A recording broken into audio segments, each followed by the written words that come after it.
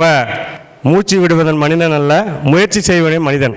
So அந்த கருத்துக்கு ஏற்ப ஒருத்தர் இருந்தாலும் இன்றைக்கி ஒரு நடத்தணும்னு சொல்கிறதுக்காக உட்காந்து, ஏன்னா யூனிக் அகாடமி சார் வந்து ஒரு 40 வருஷமாக, எனக்கு தெரிஞ்சு ஒரு 35 வருஷமாக நிறைய வல்லுநர்களை உருவாக்கியிருக்கார், கவர்மெண்ட் ஆஃபீஸர்ஸ் அந்த அளவு. அப்புறம் அதே மாதிரி அகில இந்திய தமிழ் சங்கம், இது ரெண்டும் சேர்ந்து நடத்துகிறப்ப கல்வியும் செல்வமும் வீரமும் இது 3 இருக்கணும்.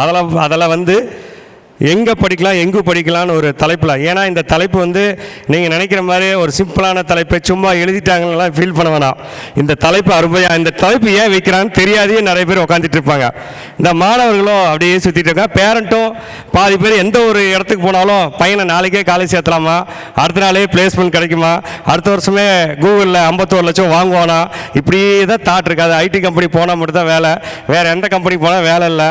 அதில் வேறு பக்கத்து வீட்டில் பஞ்சாயத்து இதெல்லாம் கேட்டு, இதில் வேறு இப்போ ஒன்று கண்ணே என்கிட்ட வரதெல்லாம் கவுன்சிலிங். நான் சேலத்தில் தான் என்னோட நேட்டிவ். ஒரு 8 வருஷமாக நான் ஒரு டாக்டரேட்டு ப்ரொஃபஸர் ஆஃப் மெக்கானிக்கல் இன்ஜினியரிங்காக இருந்தேன்.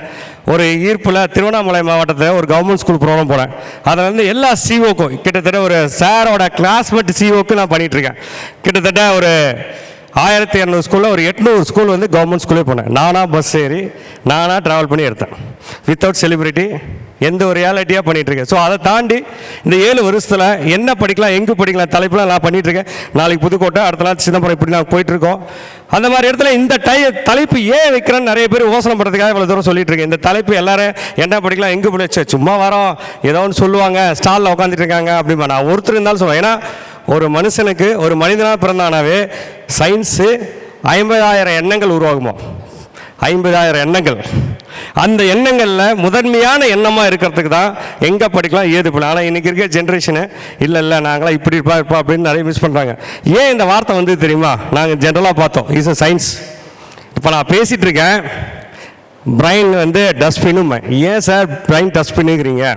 இது குப்பை தொட்டி தான் சொல்லுவேன். ஏன்னா நான் பேசிகிட்டு இருக்கிறப்ப இங்கே இருக்கிற சவுண்டு கேட்குது, சார் பேக் ஓப்பன் பண்ணுறத பார்த்தேன், கேமராமேன் வரதை பார்த்தேன், ஒரு மேடம் போகிறத பார்த்தேன், பின்னாடி 2 பேர், இதெல்லாம் நான் பார்த்துட்ருக்கேன். நான் பார்க்க கிடையாது. இந்த பிரைனு எங்கெங்கெல்லாம் நகர்வு இருக்கோ, எங்கெங்கெல்லாம் கலரிங் ஈஸியாக அட்ராக்ட் பண்ணுதோ அங்கே இந்த பிரைன் எல்லாத்தையும் அப்சர்வ் பண்ணும், எல்லாத்தையும் அப்சர்வ் பண்ணும். அப்போ பிரைன் இஸ் எ டஸ்ட்பின். அப்போ கவனிக்கிறதுக்காக தான் சாக்ரட்டிஸ் சொன்ன கேள்வி ஏன் எதற்கு எப்படிங்கிற கேள்வி தான். என்ன படிக்கலாம் எங்கு படிக்கலாம், ஒரு முதன்மையான எண்ணத்தை இருக்கிறதுக்காக தான் இது உருவாக்குறது. இதில் முக்கியமாக இதை பற்றி நீங்கள் இந்த கல்விங்கிறது ஒரு அருமையான ஒன்று, அற்புதமான ஒரு டூல். எல்லோரும் சொல்லுவாங்க கல்வி படிச்சிட்டோமா, வேலைக்கு போனோமா, 4 காசு சம்பாரிச்சோமா, அவன் 50 லட்சம் சம்பாதிச்சான். என்னை பொறுத்த வரைக்கும் கல்விங்கிறது is a character making. Sir சொன்னார் இதுக்கு முன்னாடி, கல்விங்கிறது செல்வமும் கல்வி வீரம் 3 சேர்ந்துருந்தாலும் 40 வயசுக்கு அப்புறம் இந்த பிரைன் சொன்ன இல்லையா, என்ன வேணால் நினைக்கும். அந்த இடத்துல நின்று நிதானமாக முடிவெடுக்கக்கூடிய திறன் கொடுக்கறது கல்வி மட்டுமே. அதுக்கப்புறம் அனுபவம். அதனால தான் சாக்ரட்டிஸ் சொன்ன கேள்விக்கு தகுந்த மாதிரி தான் இந்த பிரெயினை கேட்க வைக்கணும், நீ காது கொடுத்து. அதனால தான் நம்மளாம் ஸ்கூலில் பார்த்துருக்கேன், இது யாருக்கு நிறைய பேர் தெரியல. ஸ்கூலில் பார்த்தீங்கன்னா எல்லாம் உறுதிமொழி எடுப்போம், பார்த்துருக்கீங்களா? ஃப்ளாக் முன்னாடி நிறைய பேர் உறுதிமொழி எடுப்போம். ஃப்ளாக் முன்னாடி உறுதிமொழி எடுக்கிறப்ப நம்ம எதையோ ஒன்று திங்க் பண்ணிகிட்டு இருப்போம். ஏன் ஃப்ளாக் முன்னாடி உறுதிமொழி எடுக்கிறோம்? சரி, ஓகே, அது ஒன்றுங்க. நம்ம டாக்டர் அப்துல் கலாம் ஐயா உங்களுக்கு தெரியும், அவர் வந்து எல்லாரும் சொல்கிறப்போ ஒரு கொஸ்டினுக்கு ஆன்சர் பண்ணுன்னு சொல்லுவார். அது ஏன் தெரியுமா? அதுன்னு தெரியும். இது 2 ஈக்குவலாக இருக்கும். ஏன்னா இந்த பிரைன் கவனிக்காதுன்னு சொன்னா இல்லையா, பிரைனை கவனிக்க வைக்கணும். நம்ம உறுதிமொழி எல்லா இடத்துலையும் ஏன் எடுக்கிற தெரியுமா, நின்று உறுதிமொழி எடுக்கிறப்ப பிரைன் இல்லை காது கேட்கணும். அதுக்கு தான் சொல்கிறான் அனுபவர், அதாவது எக்ஸ்பீரியன்ஸ் பீப்புளாக சொல்லுவாங்க, காது கொடுத்து கேளு, காது கொடுத்து கேளு, காது கொடுத்து கேளு. காது கொடுத்து கேட்குறப்ப பிரைன் ஆக்டிவேட் ஆகும். பிரைன் ஆக்டிவேட் ஆகுனா வாய் பேசணும். இதுக்கு தான் நம்ம சொல்கிறது. அதுக்கு தான் இந்த கொஷின்ஸோட கல்விங்கிறது இருக்கு. இதில் தொழில் கல்வி பற்றி நான் பேசலான் இருக்கேன். நானும் கிட்டத்தட்ட ஒரு 84 தொழில் கல்வி இப்போ வந்துருச்சு. இன்ஜினியரிங்கில் ஒரு 60க்கு மேலே இருக்குது. என்னை பொறுத்த வரைக்கும் நான் சொல்லுவேன், என்னடா ஒரு கோர்ஸ் ஒரு சப்ஜெக்ட். நானும் ஒரு காலேஜ் ப்ரொஃபஸராக இருந்தேன். இப்போயும் ஒரு காலேஜில் பிளேஸ்மெண்ட் டைரக்டராகவும் போனேன், மென்டாராகவும் போனேன். இந்த மாதிரி இடத்துல போகிறப்ப வார்த்தைகள்லாம் சுற்றி போட்டு ஒரு சப்ஜெக்ட் எடுத்துடுறாங்க மாதிரி நான் சொல்கிறாங்க. அப்படிலாம் கிடையாது. ஏன்னா ஒரு காலத்தில் வந்து பல அரசரை வந்து நம்ம தஞ்சாவூர் கோயில் கட்டினவர் அவ்வளோ நாள் டைம் எடுத்தாலும் அவ்வளோ அருமையாக பண்ணார். பட் வர வர டெக்னாலஜிஸ் வர வர என்ன சார், நேரம் காலங்கள் மாற மாற மனசு நினைக்குது. அதை வச்சு தான் 1950லே சொல்லிட்டான். இமேஜின் பண்ணான். நான் இமேஜின் பண்ணுறேன், கம்ப்யூட்டர் இமேஜின் பண்ணுவேன்னா ஆலன் டியூரிங் அன்றைக்கே சொல்லிட்டார். 1950 உருவாக்கணும் தான் இன்றைக்கி 1967 2020 இப்படின்னு சொல்லி ஏஇன் ஆர்டிஃபிஷியல் இன்டெலிஜென்ஸ் டேட்டா சயின்ஸ் ஒரு டூல், சப்ஜெக்ட் கிடையாது. அது ஒரு டூல்.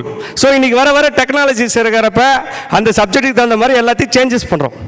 ஸோ அந்த காலம் இப்போ எல்லாமே உருவாக்க நம்ம யோசிக்கிறோம். இன்றைக்கி சீக்கிரமே முடிக்கணும், நாளைக்கே சீக்கிரமே முடிக்கிறவே டெக்னாலஜி மாறாது.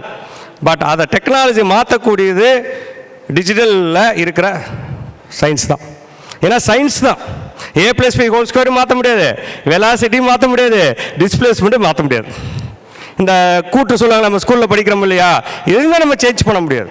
பட் அதை கொண்டு போகிற விதம் தான் காலேஜாக ஸ்கூலாக கிட்ஸாக படிக்கிறோமா, அவ்வளோதான் வித்தியாசம். ஸோ அதில் வந்து தொழில் கல்வி வந்து இவ்வளோ கோர்சஸ் இருந்தாலும் அத்தனை வாய்ப்புகள் இருக்குது. என்ன பொறுத்தவரைக்கும் தொழிலும் கல்வியும் தொழிலும் சார்ந்த படிப்பு. எனக்கு தெரிஞ்சு ஸ்கில்ஸ் இருக்கிற எந்த கோர்ஸில் வாய்ப்பு இருக்குது. நிறைய பேர் ஒரே கோர்ஸ் எடுத்துகிட்டு இருக்குது. இன்னொன்று நிறைய பேர் அந்த ஐடி கம்பெனி போகிற பீப்புளான ஒரு ஹெச்ஆராக இந்த ஓப்பனாக சொல்கிறாங்க, ஐடி கம்பெனி போகிறோமாண்டா என்னதான் ஒரு பெரிய கல்லூரியில் எனக்கு சீட்டு கிடைக்கலாம், நம்ம முட்டி போதி சீட்டு வாங்கினாலும் 10th +ல 60% இருக்கணும், 58% இருக்கும். அப்பா எனக்கு வாங்கி கொடுக்குறியா இல்லையா, கீழே விழுவிட்டுமாங்கிறான். வாங்கினாங்க, பெரிய காலேஜில் வாங்கினாங்க எல்லாம் ஒரு சில விஷயங்கள் பண்ணி, கடைசியாக 58.6 பிளேஸ்மெண்ட் கிடையாது. நான் இவ்வளோ ஸ்கில்ஸ் வச்சுருக்கேன், ஒன்றுமே பண்ண முடியல. 10th +ல 60% இருக்கணும். அதனால தான் இப்போ டீம்டு யூனிவர்சிட்டி 60% கம்பல்சரி இருக்கும். அது தெரியுமா, யாருக்கு தெரியாது. நிறைய பேர் ஒரு கவுன்சிலிங் கொடுக்குற இடத்துல போய் எனக்கு இந்த கோர்ஸ் கிடைக்குமான்னு கேட்குறதோட என்னோட மார்க் என்ன கோர்ஸ் எடுக்கணும், நான் எப்படி நடந்துக்கணும், இது எடுத்தால் மட்டும்தான் சக்ஸஸ். ஒரு குறிப்பிட்ட வயசுக்கு அப்புறம் 40 வயசுக்கு அப்புறம் எவர்கிட்டையும் கை நீட்டக்கூடாது. அது தொழிலோ கல்வியோ சிறந்து விளங்கணும். அதுக்கு தொழில் கல்வி உங்களுக்கு அவ்வளோ அருமையாக இருக்கும். ஏன்னா அதிகாரம் 392 திருவள்ளுவர் சொல்லியிருக்கார். திருக்குறள் சொன்னால் இப்போலாம் நம்மளுக்கு கஷ்டமாக இருக்கும். 1330 திருக்குறள் அதை வேறு மாற்றி சொல்லுவாங்க. 13,000 14,000. ஆனால் அதில் ஒரு திருக்குறள் எடுக்க நமக்கு கஷ்டமாக இருக்கும். கருக்குன்னு இருக்குது, இதெல்லாம் படிக்கணுமான்னு. ஆனால் அதிகாரம் 390 ஒரு குறளில் ஒரு தலைமுறை படித்தா 7 தலைமுறையும் வாழ வைக்கக்கூடிய மிகச்சிறந்த ஒரு கல்வி அழியா செல்வ கல்வி. It's a character making. நாம் உலகத்தில் மனசு கம்முனே இருக்காது. மனசை ஆக்கவோ அழிக்கவோ பயனளிக்கக்கூடிய பயனற்றதாக உயர்வாக தாழ்வாக மோசமான ஆயுதம். இதை கரெக்டாக ஹேண்டில் பண்ணுறதுக்காக தான் சமூகத்தில் நம்மளை யாரும் டிஸ்டர்ப் பண்ணக்கூடாதுக்காக அங்கே என்ன சொன்னாலும் கவனித்து படிக்கிறதுக்காக ஒரு கல்விங்கிறது சமூக கல்வி, பாதுகாப்பு கல்வியும். அதில் தொழில் கல்வி we can surveil at any places. உலகத்தில் எங்கே வேணாலும் சர்வேல் ஆகலாம். ஸ்கில்ஸ் இருந்தால் எங்கே வேணாலும் சர்வேல் ஆகலாம். நிறைய பேர் சொல்லுவாங்க இந்த கோர்ஸ், நிறைய பேர் +2 முடிச்சு இந்த கோர்ஸ் போகிறோம் அந்த கோர்ஸ். என்னை பொறுத்த வரைக்கும் என்கிட்ட கவுன்சிலிங் டால்மியா போட்டு தான் இருக்குது. வேளாளப்பட்டி சாருக்கு தெரியும், இங்கேயும் வருவேன் அங்கேயும் வருவேன். என் ஆஃபீஸ் யார் வந்தாலும் சரி டிஸ்பிளே பண்ணியிருக்கேன். அத்தனை எக்ஸாமில் 10 எக்ஸாம் எழுதி தான் அவன் வெளியே போகணும். அத்தனை எக்ஸாம்ஸ் இருக்குது, 10 எக்ஸாம்ஸு டிஸ்பிளே பண்ணியிருப்பேன். அந்த தம்பி என் கூட தான் வந்துட்டுருக்காரு. எல்லா எக்ஸாம்ஸும் +2 இருக்கு இல்லைங்களா. லாஸ்ட் இயர் அங்கிள் போதும். ஏன் இதை நான் உருவாக்கணும்னா, நம்ம ஊரில் பொறுத்த வரைக்கும் சேலத்தை பொறுத்த வரைக்கும் மார்க் வந்துதா என்னன்னே தெரியாது. இன்ஜினியரிங் டைரெக்டாக போயிடுறது. 170 180 கட் ஆஃப்லாம் இருக்கும். எந்த கல்லூரியில் என்ன ஃபெசிலிட்டிஸுக்கு எதுவுமே தெரியாது. உடனே வண்டி எடு, பக்கத்து ஊருக்கு போ, அந்த ஊருக்கு போ, அந்த காலேஜ் பாரு, இந்த காலேஜ் பாரு, இதான் பாரு. இங்கே என்ன ஃபெசிலிட்டிஸ் இருக்குன்னு அனலைஸ் பண்ணுறதுக்கு இப்போ இருக்க மக்கள்கிட்ட கொஞ்சம் குறைஞ்சிட்ருக்கு. ஸோ அதனால் அந்த தொழில் கல்வி ஃபஸ்ட்டு ஆரம்பித்தது சிவில் எலக்ட்ரிக்கல் மெக்கானிக்கல் தான் ஃபஸ்ட்டு. அந்த காலத்தில் மெக்கானிக்கல்லாம் இரும்பு தாது வச்சு ஒரு பார் உருக்கி பண்ணுறப்ப ஒரு டெக்னாலஜிஸில் அப்புறம் சம்டி உருவாக்கலாம். அப்போ அந்த சம்டி உருக்கிறப்ப நம்ம கை வலிக்குதுன்னா, அப்போ கை வலிக்கிறப்ப என்னாகும், நம்மளோட பெயிண்ட் இருக்கிறப்ப என்னாகும், மெஷின்ஸ் உருவாக்கலாம். அப்படியே கொஞ்சம் கொஞ்சமாக டெக்னாலஜி வரப்போ சோம்பேறி ஆகிட்டோம். டைம், ஐயோ இன்றைக்கே முடிக்கணும், நாளைக்கே போகணும். இன்றைக்கி இத்தனை பேர் உட்காந்துட்டு இருக்கீங்களா, ஏதோ ஒரு இன்புட்டு யாரோ ஒருத்தர் கொடுத்துருப்பாங்க. நீங்கள் நினைக்கலாம், ஐயோ ஃபுல் டே உட்காந்து வேஸ்ட் பண்ணிட்டோமே, நம்ம 10 பேர் தான் இருக்கணுமே, 5 பேர் தான் இருக்குமே. அப்படிலாம் கிடையாது. அதில் சிவில் மெக்கானிக் எலக்ட்ரிக்கல் உங்களுக்கு லைஃப்பில் எப்போ வேணாலும் இருக்கும். நிறைய கோர்சஸ் இருக்குது. அதில் ஐடெக்னு ஒரு எக்ஸாம் காட்டியிருப்பேன். Institute of chemical technology 30 professor இருக்கான், 6 ஸ்டூடெண்ட் இருக்கான். நம்ம பையன் ஒருத்த கூட எழுத மாட்டேங்கிறான். இந்தியன் ஓவர்சீஸ் கார்பரேஷன் ரன் பண்ணிட்டு இருக்கான். எம்இ கேட் எக்ஸாம் எழுத மாட்டான். பிஇ முடிச்சு கேட் எக்ஸாம் இருக்குது கவர்மெண்ட்டில், அதை அப்ளை பண்ண சொல்ல கோயம்புத்தூர் தாண்டி பக்கத்துலேயே வர மாட்டேங்குது. சென்டரே இல்லை. ஆனால் நாற்று அவன் வரான், இவன் அவனும் எழுதுறான். யாரையும் குறை சொல்லணும்ல. முயற்சி, அதான் நான் முன்னாடி சொன்ன ஒரு வார்த்தை தான், மூச்சு விட ஒரு மனிதன் இல்லை, முயற்சி செய்ய வேண்டிய மனிதன். அது உலகத்தில் எந்த ஒரு மனிதனாக இருந்தாலும் சரி. இவ்வளோ எக்ஸாம்ஸ் இருக்கிறப்ப நம்ம மிஸ் பண்ணிவிட்டு இப்போ கூட இன்ஜினியரிங் காலேஜ் ஜாயின் பண்ண பசங்களை நான் எழுதி வச்சிட்ருக்கேன். ஜிஐயா சார் நான் எழுதுகிறேன். இப்போ ஒரு பொண்ணு பிஜி கிருஷ்ணமாலில் படிச்சிட்ருக்கு. என் கிளாஸ் நாங்களாம் பொறுமையாக தான் ஹேண்டில் பண்ணுவோம். என்கிட்ட வரவங்களாம் பொறுமையாக தான் இருக்கணும். அந்த பொண்ணு இப்போ படிச்சுட்டு இருந்தாலும் இப்போ நீட்டு ஜேஇ எல்லாத்தையும் அப்ளை பண்ணியிருக்கேன். இப்போ ஒரு 6 எக்ஸாம் அப்ளை பண்ணி கொடுத்துருக்கேன். 6 எக்ஸாம் ப்ளஸ் படிச்சிட்ருக்கு.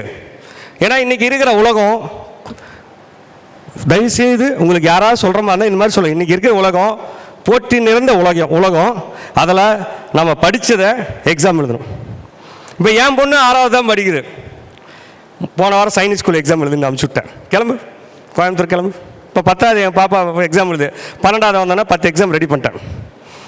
10 எக்ஸாம் ரெடி பண்ணிட்டேன். 25,000 ரெடி பண்ணேன். Okay, very good. எவ்வளோ சொல்ல, மொபைலுக்கு 1000 ரூபா போட்டவங்கள